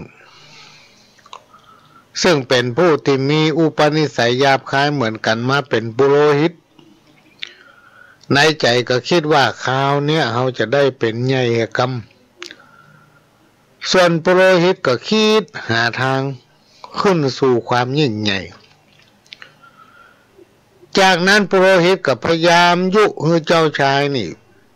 ยกทัพไปยึดอำนาจจากพระราชาเมืองใกล้เคียงและกับเมืองต่างๆเพื่อพระองค์จะได้เป็นเอกราชและตนเองจะได้เป็นเอกปุโรหิตก็มีการยุยงบ่อยๆเจ้าชายก็หันดีหันงามก็ไปตีเอาเมืองนั้นเมืองนี้เอาไว้และก็ฮือพญาเจ้าเมืองของเมืองนั้นมาเป็นบริวารเป็นข้าทาสรับใช้อ้อมล้อมตนเองอยู่ตลอดเวลาเอาพญาเจ้าเมืองแต่ละเมืองมาเป็นคนรับใช้ต่อมาก็ยกทัพไปตีเมืองเมืองหนึ่งชื่อว่าเมืองตะกะศีลาใกล้บ้านปู่พามเท่านะ สู้รบกันได้3 วัน 3 คืนพี่น้องท่านผู้ฟังก็สามารถตีเมืองนั้นได้ก็สั่งถอนทัพมาตั้งฐานอยู่รอบเมืองนอกเมืองสั่งให้กองทัพตั้งค่ายพักแรมอยู่ที่หั่นในเวลาดังกล่าวนั้นปุโรหิตก็ได้เสนอความคิดพร้อมกับยุให้เจ้าชายว่าการที่เจ้าชายตีเมืองบ่สำเร็จนั้นเพราะพระองค์บ่ได้ทำพิธีพีกรรมถวายเตปาและสิ่งศักดิ์สิทธิ์เจ้าบ้านเจ้าเมืองถึง บัชนะถึงตีเมืองบ่สำเร็จ ควรที่พระองค์จะต้องทำพิธีที่ต้นไทรต้นไทรต้นนี้เจ้าชายก็เริ่มเชื่อแล้วก็ถามปุโรหิตว่าจะให้เขาเอาอันอย่างมาเป็นเครื่องพิธีกรรมปุโรหิตก็กล่าวว่าขอให้พระองค์สั่งควักพระเนตรหรือว่าแก้มตาของพระราชาทุกเมืองที่เอามาเป็นค่าฮับใจเนี่ยคือควักแก้มตาเขาออกทุกคน นำมาเป็นเครื่องพิธีกรรมนอกจากควักแก้มตาหรือพระเนตรของบรรดาหมู่พระราชาออกแล้วก็จงสั่งให้พาเอาเนื้อที่อร่อยไปทำพิธีกรรมถวายเตปาจากนั้นก็เอาไส้ของพระราชาทั้งหมดมาปั่นรอบต้นไทรเมื่อเทวดาได้รับเครื่องพิธีกรรมตั้นก็จะอวยชัยฮือพรฮือพระองค์ได้รับชัยชนะเจ้าชายเมื่อได้ฟังพี่น้องท่านฟังปุโรหิตเสนอข้อคิดแนะวิธีทำพิธีกรรมก็มีปิติยินดีวิเศษมาก โอ้เป็นความคิดที่วิเศษแต่จากนั้นก็สั่งทหารช่วยกันควักแก้มตาหรือว่าพระเนตรแล่เนื้อควักไส้ของพระราชาทั้งหลายและก็เฮือนำเอาร่างของพระราชาเหล่านั้นไปทิ้งที่แม่น้ำกงกาหลังจากทำพิธีกรรมเสร็จเรียบร้อยก็สั่งเตรียมยกทัพน้ำพี่น้องท่านฟังมั่นใจละเพราะว่าทำพิธีกรรมแล้วในขณะที่ยกทัพไปนั้นระหว่างทางพี่น้องท่านฟังมียักษ์ตนหนึ่งมายืนขวางทางขบวนทัพของเจ้าชายอยู่ยักษ์ตัวนี้ซึ่งเป็นยักษ์ปกติและเป็นยักษ์ที่ปฏิบัติศีลภาวนามีศีลธรรมอยู่ในตัวบ่เคยออกมากินมนุษย์จะปฏิบัติศีลธรรมอยู่บนเขาพุ่นมียานทิพย์ตัวต่างหากก่อนที่จะมายืนขวางถ้ำนี่ยักษ์ตัวนี้ได้หูด้วยยานทิพย์และได้หันด้วยตาทิพย์หันพฤติกรรมของเจ้าชายและปุโรหิตบ่สามารถที่ทนพอความโหดร้ายต่อไปทำได้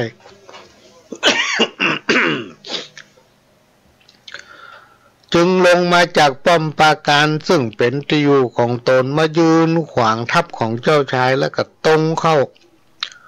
ไปควักเอาแก่นต่างเจ้าชายออกข้างหนึ่ง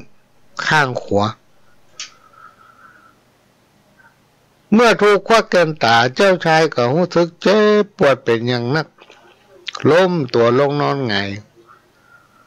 อยู่ยังสถานที่แห่งนั้นหมู่เหล่าทหารเสนาอามาตย์ทั้งหลายต่างก็พากันวิ่งหนีตายไปคนละที่ละทางเพื่อเอาตัวรอดในขณะนั้นมีแห้งตัวหนึ่งพี่น้องท่านผู้ฟังแรงตัวนี้ถ้าใหญ่ๆพ่องขนาดไปกราบเอากระดูก ของพระราชาที่เสนาของเจ้าชายเอาไปโยนลงแม่น้ำกงกาแรงก็ได้กราบเอากระดูกบินผ่านมาในขณะที่เจ้าชายนอนหงายห้องครวญครางเจ็บปวดในเบ้าแก้มตาซึ่งถูกพญายักษ์ควักออก ข้างขวานั้นแรงตัวนี้บินผ่านมามันกาบกระดูกมา มันให้จะนักพ่องกระดูกลดออกจากปากของแห้งตกใส่ดวงตาข้างซ้ายของเจ้าชายพรหมทัตแก้วตาแตกบอดทำข้างหนึ่งเลยบอดถึงสองข้างแล้วกันนี่ เจ้าชายรู้สึกเจ็บปวดแสนสาหัสในขณะที่กำลังเจ็บปวดแทบใจจะขาดห้องให้คำควรพันกับมานึกถึงคำสอนของอาจารย์ที่สาปาโมกเมื่อก่อนอาจารย์เคยสอนบ่ฮื้อทำบาปเพราะทำไปแล้วจะเดือดร้อนภายหลังอันหยังที่มีทุกอย่างบ่สามารถจะช่วยเหลือตนเองได้ร้องครวญครางด้วยความเจ็บปวดพี่น้องท่านผู้ฟังเลือดกันไหลบ่หยุดจนขาดใจตายในที่สุดส่วนปุโรหิตผู้ที่มักใหญ่ไฟสูงคอยยุยงให้เจ้าชายพรหมทัตกระทำแต่ความชั่วก็ถูกยักจับกินเป็นอาหารเนี่ย สมน้ำหน้ามันชอบยุเปิ้นนิทานเรื่องนี้สอนเนื้อคนเฮาฮู้ว่าแรงกรรมนั้นยิ่งใหญ่กว่าแรงใดๆทั้งสิ้นยศถาบรรดาศักดิ์แก้วแหวนเงินคำบ่สามารถห้ามแรงกรรมได้ขนาดเป็นถึงพระราชาเป็นเจ้าแห่งชีวิตของคนทั้งหลายก็ยังหนีกรรมมาโป้นพี่น้องท่านผู้ฟังอันนี้เป็นเรื่องที่นำมาเล่าสู่กันฟังเพื่อฝากเป็นข้อคิดสำหรับพี่น้องท่านผู้ฟังที่สนใจก็นำไปเป็นข้อคิดในการปฏิบัติภารกิจประจำวันว่าคนเฮานั้นจะต้องมีสติปัญญาบวกกับความเฉลียวฉลาดและก็ไหวพริบปฏิภาณอย่าตัวมาบ่มีสิ่งใดในโลกนี้ที่คนเขาจะทำมาได้ในขณะที่เขาเกิดมาเป็นคนพี่น้องท่านผู้ฟังบอกว่าเขาจะมีครอบครัวหรือว่าเขากำลังเป็นละอ่อนก็ทำไปตามหน้าที่ของภัยของมันคือมันคุ้มกับที่เขาได้เกิดมาเป็นคนถ้าเขาเป็นละอ่อนเป็นนักเรียนก็มีความขยันหมั่นเพียรหมั่นเฮียนหมั่นอ่านขยันไปโรงเรียนจะไปฮื้อเวลามันสูญไปจะไปฮื้อเวลามันล่วงเลยไปในยุคปัจจุบันนี่การศึกษานี่เป็นสิ่งสำคัญในอนาคตวันตั้งหน้าถ้าเรามีการศึกษาเนี่ยจะเอาตัวรอดเพราะว่าสังคมมีการพัฒนาไปอย่างลุดหน้าเมื่อมีการศึกษาก็จำเป็นจะต้องนำเอาศีลธรรมเข้ามาไว้ประดับสติปัญญากฎหมายนี่มีเป็นปันข้อเฮียนแต่ใดก็ประจบเพราะมันจะมีการเปลี่ยนแปลไปเรื่อยๆแต่ศีลธรรมขององค์สัมมาสัมพุทธเจ้านั้นขั้นพื้นฐานที่ให้นำปฏิบัติก็คือศีล5 ข้อนั้นถ้าไปปฏิบัติศีลได้ถึง5 ข้อเนี่ยอย่างกำพิษสักอย่างทำดีได้ดีทำบดีได้บดี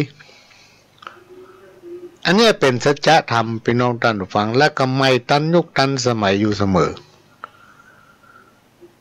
มาพักฟังเพลงตามคำขออันนี้ก็ขอมาหลายเตื้อ ขณะนี้พี่น้องท่านผู้ฟังก็กำลังรับฟังรายการสาระสปะจากสถานีวิทยุกระจายเสียงพระพุทธศาสนาแห่งชาติและสังคมขึ้นเพื่อการศึกษาพระพุทธศาสนาและวัฒนธรรม FM 104.50 เมกะเฮิรตซ์วัดฝ่ายหินและก็ได้รับการอนุเคราะห์เมตตาจากท่านผู้อำนวยการสถานีวิทยุ CM77 หรือสถานีวิทยุล้านนาเชียงใหม่ก็ได้เมตตานำเอาเสียงรายการของพ่อหลวงเผยแผ่สู่พี่น้องท่านผู้ฟังแถมทางหนึ่งและก็ได้รับการอนุเคราะห์เมตตาจากสถานีวิทยุคลื่นพัฒนาคุณภาพชีวิตวัดหลวงประแดง โดยท่านผู้อำนวยการสถานีวิทยุวัดหลวงประแดงได้เมตตาอนุเคราะห์นำเอาเสียงรายการนี้เผยแผ่สู่พี่น้องท่านผู้ฟังแถมสถานีหนึ่งพี่น้องท่านผู้ฟังสามารถรับฟังรายการสาระสปะโดยเข้ากับผมพ่อหลวงสว่างธาตุอินจันทร์ประธานเครือข่ายกองทุนแม่ของแผ่นดินจังหวัดเชียงใหม่และ8จังหวัดภาคเหนือรองประธานศูนย์ประสานงานกองทุนแม่แห่งชาติและก็ประธานคณะที่ปรึกษาผู้ตรวจราชการด้านต่างๆภาคประชาชนของจังหวัดเชียงใหม่ก็มาพบปะพี่น้องท่านผู้ฟังเป็นประจำทุกวันเสาร์ตั้งแต่เวลา 4 โมงถึง 6 โมงแมลงพี่น้องท่านผู้ฟังสามารถรับฟังรายการของพ่อหลวงพร้อมกันถึง3 สถานีแล้วก็วันอาทิตย์เป็นประจำทุกวันอาทิตย์ก็ตั้งแต่เวลาบ่ายโมงถึงบ่าย 3 โมงก็มาพบปะกันทางสถานีวิทยุของวัดฝายหินก็ติดตามรับฟังได้วันนี้ก็จะนำเอาเรื่องคนแก่สาวประเภทคนแก่สาวประเภทมาเล่าให้ฟัง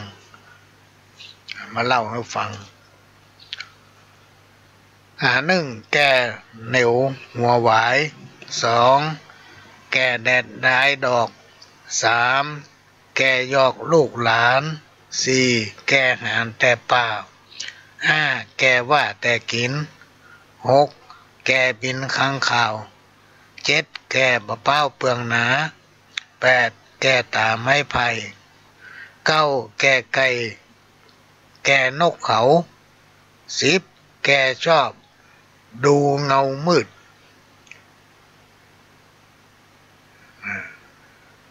แล้วก็11. แก่พืชเห็ดลม12. แก่จมแต่โคตร13. แก่โปรดนิพพาน14. แก่ลูกหลานไว้15. แก่ไข้เปิ้นมาหลาย16. แก่ภายประโยชน์17. แก่โปรดสุรา18. แก่หามาเตื่อม19. แก่เลื่อมโดยคน20. แก่ควันเหนียวแก่ถึง3ประเภทเนี่ยพี่น้องท่านผู้ฟังประเภทไหนมันดีกับเปิ้น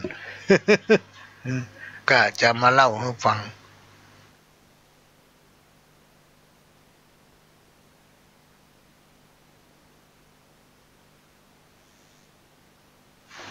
แก่ประเภทที่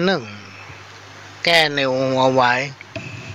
แก่ในหัวหวายนี่มีความหมายว่าแก่ขึ้นชื่อว่าหวายเนี่ยพี่น้องท่านผู้ฟังย่อมจะมีความเหนียวคำว่าหวายเนี่ยมันมีความเหนียวแล้วก็อดคงทนสามารถนำมาใช้ประโยชน์ได้หลายอย่างดังนั้นคำว่าแก่หัวหวายนั้นย่อมจะต้องหมายถึงคนแก่ที่มีความรู้คนแก่ที่มีความสามารถหลากหลายประการแก่มีความรู้ที่ว่านี้เป็นที่รักใคร่เป็นที่เคารพนับถือของคนทั้งหลายและก็ลูกหลานสั่งสอนลูก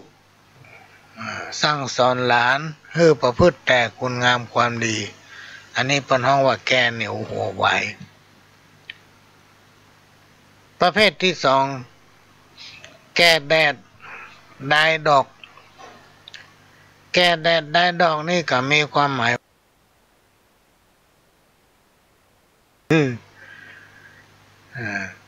แก่เพราะกินข้าวที่เขาว่าเท่านะเพราะว่ามันเกิดมาเหมือนเป็นคนที่บ่ชอบทำคุณประโยชน์ไอ้หยังเป็นคนที่แก่ด้วยราคะตัณหาวันหมกมุ่นอยู่กับอบายมุขวัดบ่ไปบ่ชอบทำบุญนะบ่ชอบช่วยเหลือไผบ่ช่วยเหลืองานสังคมบ่ทำตนให้เป็นตัวอย่างกับลูกกับหลานชอบคบหลอน ปิ้นก็เลยห้องว่าแก่แดดได้ดอกข้อที่สามแก่ยอกลูกหลานแก่ยอกลูกหลานนี่มีความหมายว่าเป็นคนแก่ที่ค่อนข้างจะมีกรรมเพราะจะต้องทำหน้าที่อยู่กับลูกเลี้ยงหลานบ่มีโอกาสได้ไปไหนกับเปิ้นอยู่กะในบ้านดูแลลูกหลานเฝ้าละออนคนแก่ประเภทนี้พี่น้องท่านฟังครูบาอาจารย์เปิ้นบอกว่าเป็นคนแก่ที่น่าสงสารพ่อไปไหนบ่ได้ปอละอ่อนคนนั้นใหญ่ก็อยู่กับหลานนะมั้ง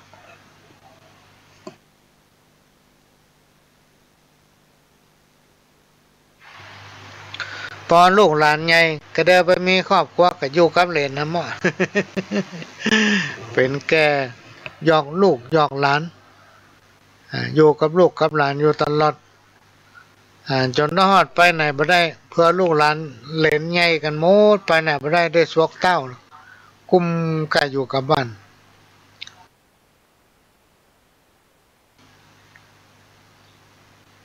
เปิ้นห้องว่าแกหารแต่ป่า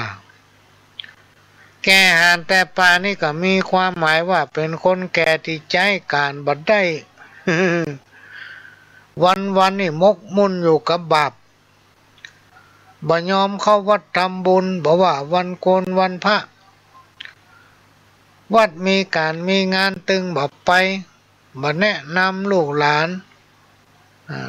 ทำบุญกินทานเปรียบเหมือนคนแก่ที่ตกอยู่ในความมืดบ่มีโอกาสพบปะหันแสงสว่างในชีวิตโปรดปรานกับการฆ่าสัตว์ตัดชีวิตชอบดักปูดักปลายิงหนูยิงนก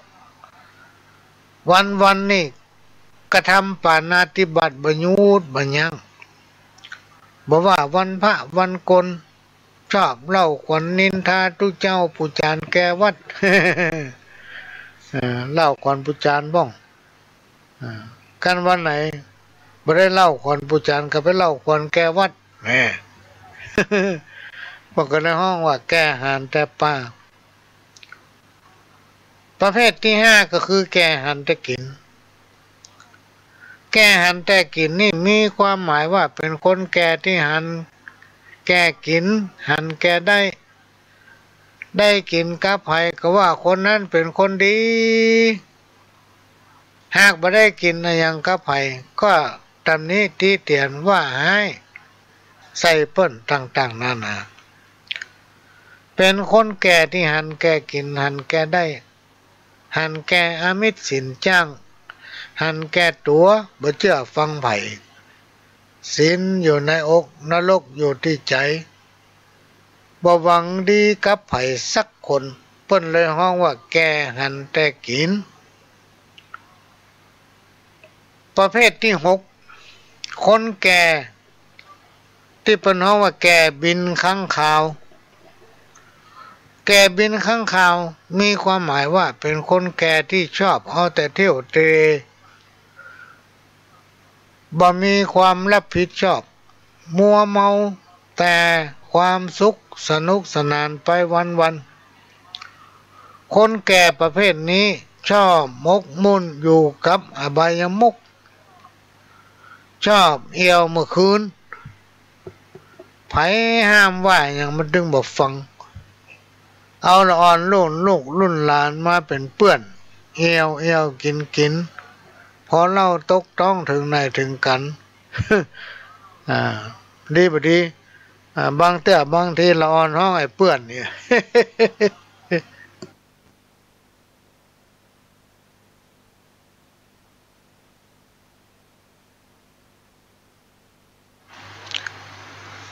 แก่ประเภทนี้เปิ้นห้องว่าแก่บินค้างคาว ข้อที่เจ็ดแก่บ่เป้าเปลือกหนาแก่บ่เป้าเปลือกหนานี้มีความหมายว่าเป็นคนแก่ที่หาประโยชน์บ่ได้เปลือกหนาคือหนา เฉพาะเปลือกส่วนตังในมันมีน้อยเดียวบาง เปลือกมันหนาบ่ได้ข้อนี้เปรียบเหมือนความรู้ความสามารถของคนแก่ประเภทแก่บ่เป้าเปลือกหนานะความรู้ความสามารถมีน้อยเดียวน่ะแต่อ้วนหูเป็นคนแก่ที่ไร้ความรู้และประสบการณ์หรืออู้ตามภาษาชาวบ้านว่าเป็นคนโง่หรือว่าเป็นคนบ่รู้แล้วก็อวดฉลาดหรือจะห้องทำแบบนึงก็คือเป็นคนแก่กันโลกหนาบ่ยอมฟังไผเอาตัวเก่าว่าคนห้องแก่บ่เป้าเปลืองหนาข้อที่8แก่ตาไม้ไผ่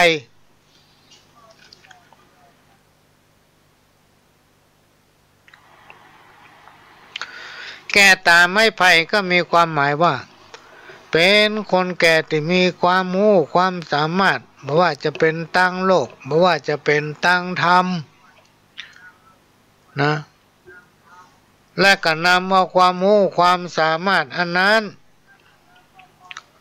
สั่งสอนลูกเต้าเหล่าหลานญาติมิตรเปิ้นเปรียบเสมือนตาไม้ไผ่แก่ตาไม้ไผ่ตาไม้ไผ่นั้นสามารถนำมาประดิษฐ์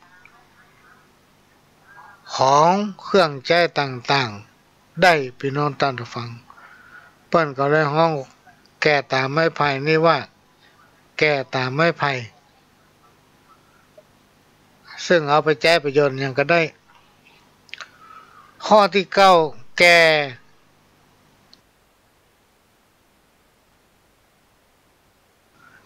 ไก่แก่นกเขานี้มีความหมายว่ามันตึงบ่สนใจอย่างซักอย่างคนแก่ประเภทแก่ไก่แก่นกเขานี้สนใจกล้าจะเล่นนกจนไก่ จัดได้ว่าเป็นคนแก่ที่เกิดมาบ่ได้เสียเปล่าบ่ปฏิบัติตนให้เป็นตัวอย่างให้กับลูกเต้าเหล่าหลานบ่สนใจศีลธรรมคำสอนขององค์พระสัมมาสัมพุทธเจ้าเรียกว่าเกิดมาพร้อมกับเปิ้นบ่ได้แต่ว่ามีใจบอดตลอดเวลาเปิ้นแยกดีว่าเปิ้นว่าแก่ไก่แก่นกเขา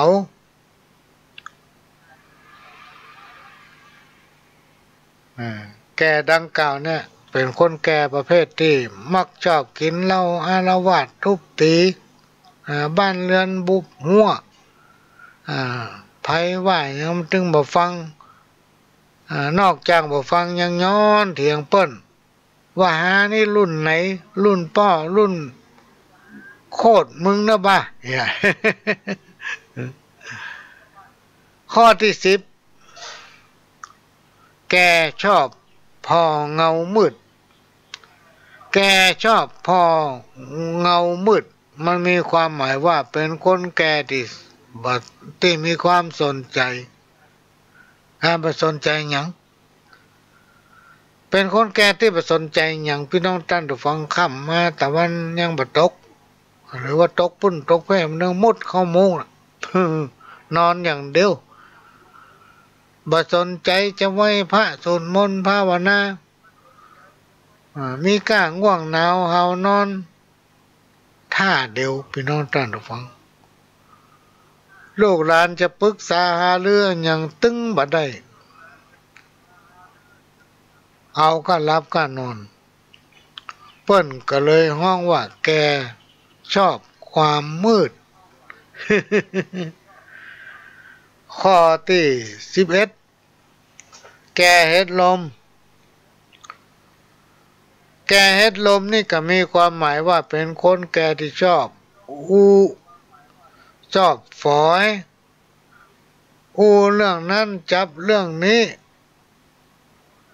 นะพ ใครจะฟังบ่ฟังมันบ่สนใจของมันได้อู้มันตั้งหน้าตั้งตาอู้ไปตั้งหน้าติ๊กติ๊กพี่น้องท่านผู้ฟังมาเติมเป็นตาปปันตาให้เปิ้นคนอื่นอันนี้เป็นเพราะว่าแกเฮ็ดลม ของมันได้อู้เตะฝอยเรื่องนั้นเรื่องนี้อู้ถึงมีทางจบ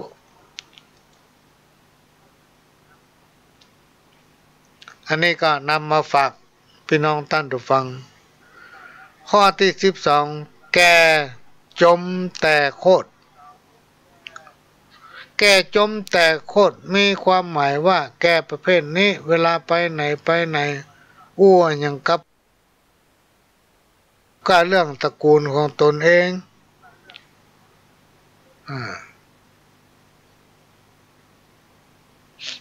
ยกย่องตระกูลของตนเองให้คนอื่นเขาฟังจนเปิ้นเบื่อละขี้ค้านฟัง ถ้าเปิ้นบ่ฟังก็โคตรนี่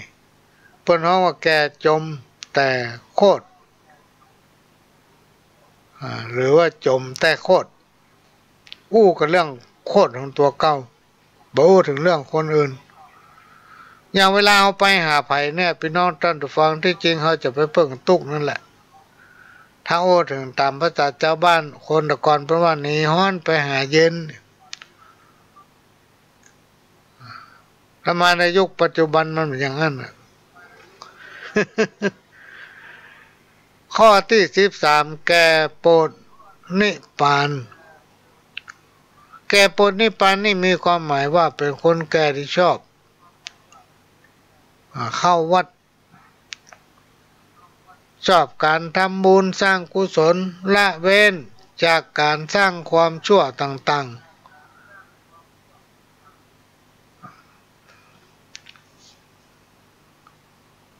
บ่ยอมกระทำบาปใดๆมี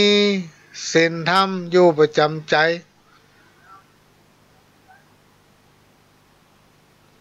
เป็นคนแก่ที่มันบำเพ็ญภาวนาเจริญเมตตา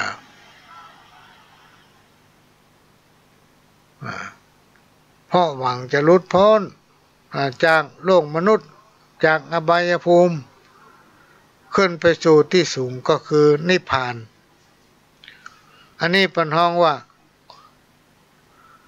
แก่โปรดนิพพานข้อที่15แก้ไขเปิ้นมาหลายแก้ไขเปิ้นมาหลายนี่ก็มีความหมายว่าเป็นคนแก่ที่ชอบนี่อย่างนิดๆหน่อยๆก็มายาทำเป็นล้มหมอนนอนเสือ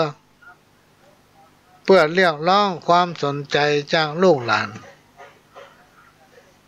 เพื่อต้องการให้ลูกหลาน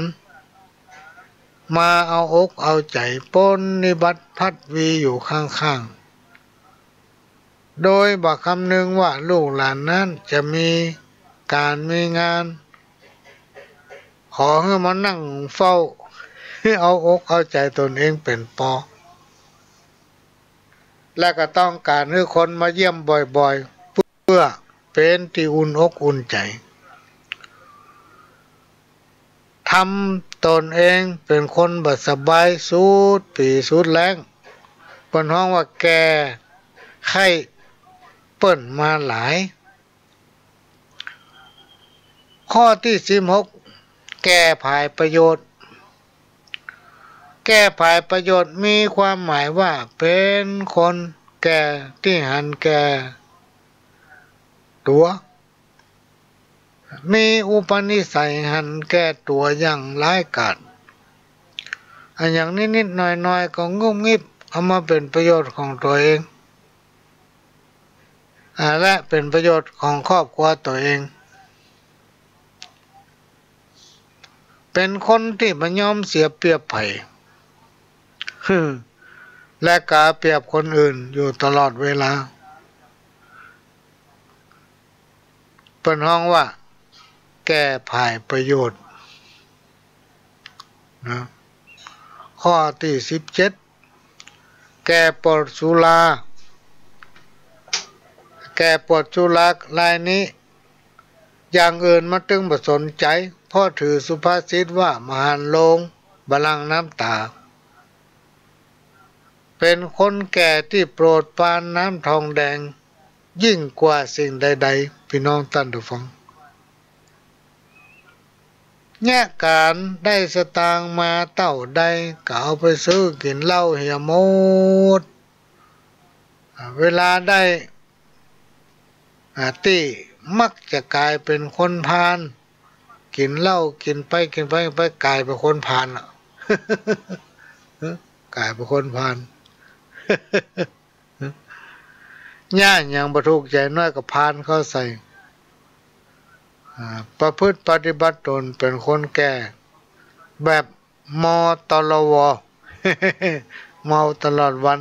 จางกระเตื้อมปนห้องแก่ปวดสุราข้อที่18แก่หามาเติมเป็นคนที่มีความห่วงใยอนาคตของลูกของหลาน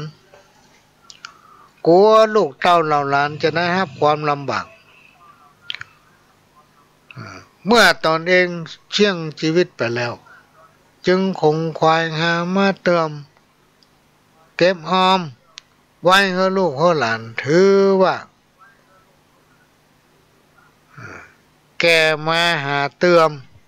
อย่างนี้เป็นต้นข้อที่19เพิ่นห้องว่าแกเลื่อมตัวคนหรือว่าแกเริ่มตัวคนเริ่มลุยตัวคนละเป็นคนแก่ที่ชอบบ่ชอบคัดใจภัยจะเนี่ยจะทำอะไรอย่างผิดหรือว่าถูกก็ตัวเปิ้นไปหมด ตัวเปิ้นไปหมด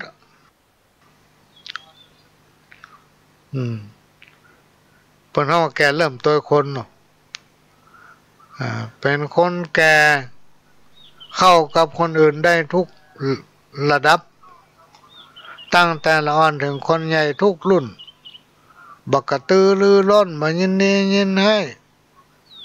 กับเรื่องราวของคนอื่นแก่ประเภทสุดท้ายข้อที่20แก่ควันเหนียว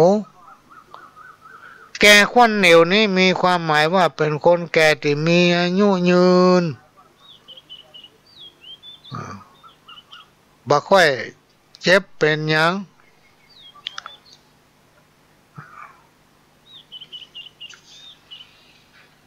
บ่ค่อยเจ็บเป็นหยัง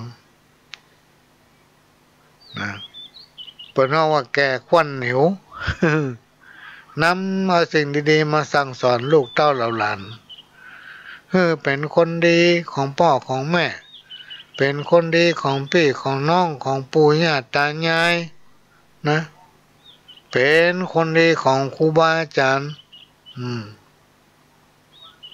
อันเนี้ยเปิ้นสอนไว้อย่างนี้